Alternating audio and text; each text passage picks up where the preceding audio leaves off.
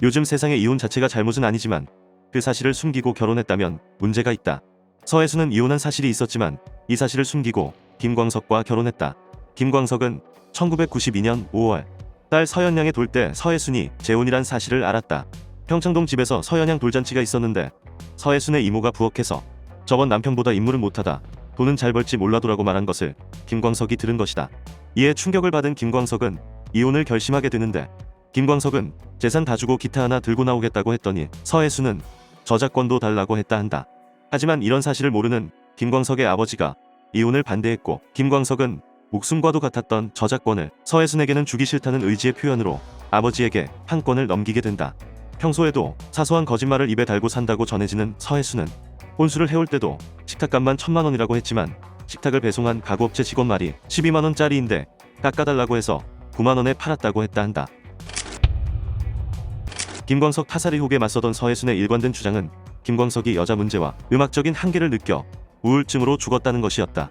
실체도 불분명하고 말할 때마다 내용도 달라지는 거짓말을 시전하며 김광석의 불륜을 주장해 망자의 명예를 훼손했다. 하지만 정작 남자 문제는 서혜순 본인에게 있었다. 1995년 11월 김광석의 뉴욕 공연 때 서혜순은 김광석의 고교 동창생 이혜성을 만나게 되는데 공연을 앞두고 서혜순은 만난 지 며칠도 되지 않은 이혜성과 2박 3일 동안 잠적해버리는 어이없는 사고를 쳐버린다. 이로 인해 김광석이 실종신고까지 하는 해프닝이 벌어졌고 이 둘이 공연 직전 다시 나타났을 때 김광석은 큰 충격에 빠지게 된다.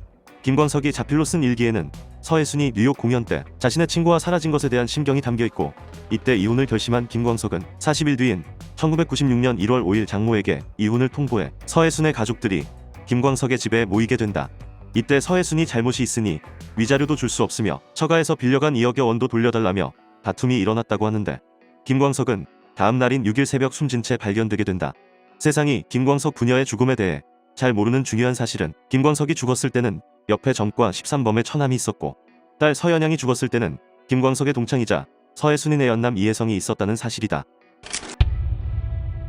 서혜순은 김광석이 사망하고 어린 서연양을 3년간 미국의 김광석 친구 집에 맡겨두고 거의 찾지 않았다. 그리고 성장한 서연양은 아빠를 배신하고 엄마와 여행을 떠났던 그 남자 때문에 비탄에 빠진 아빠는 엄마와 이혼을 결심하고 실행에 옮기려다 비운에 숨졌는데 그 남자와 동거하는 엄마를 미워했다고 한다.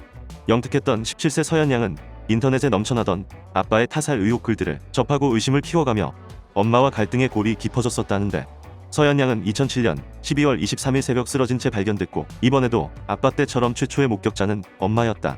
서혜수는 딸 서연양이 사망한 직후 2008년 2월 이혜성과 본인의 이름을 합친 혜성 코퍼레이션이라는 법인을 하와이에 설립했다.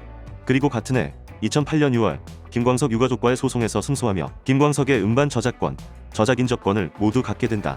모든 장애물이 사라진 서혜수는 모든 돈을 북식하는데 성공했고 김광석의 고교 동창생 이혜성과 사실혼 관계로 지금도 미국에서 잘 먹고 잘 살고 있다.